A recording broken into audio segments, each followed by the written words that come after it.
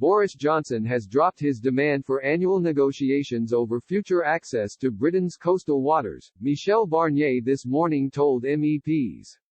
In a private briefing, the Brussels diplomat claimed the Prime Minister was no longer asking for annual negotiations to decide post-Brexit fishing quotas. But he insisted the wrangling over fishing rights was far from over, with both sides still far apart on access to UK waters and quota numbers. Britain has accepted the EU demand that quotas can't be negotiated annually, an EU source said. British officials lashed out at the latest claims by Mr Barnier, accusing the EU's Brexit chief of bending the truth. A UK government source said, "This isn't true.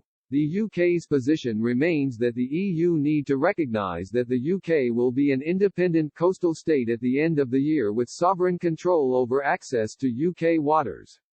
Lord Frost was said to be happy to accept a transition period, during which Britain's fishing quotas would gradually increase. This comes after rumours of a potential breakthrough emerged last night but were swiftly quashed by Mr Barnier and Downing Street. The Frenchman told MEPs he is struggling to reach an agreement on the period between future negotiations on fishing opportunities in British waters. Britain has already rejected an EU proposal that would see talks held every years. Mr Barnier suggested a possible compromise could emerge with discussions every 3 to 5 years in the future.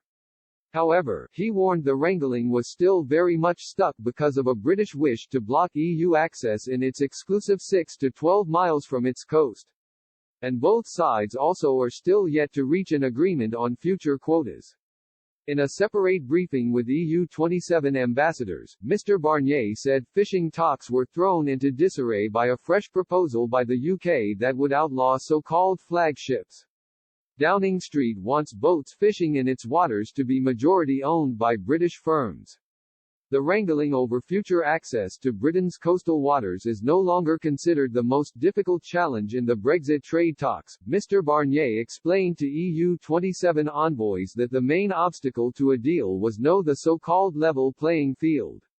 He is concerned about how Brussels can manage future divergences as the UK moves away from the bloc's rulebook. Both sides are currently working on potential systems for confirming whether any future state aid handouts create a trade distortion between the EU and UK.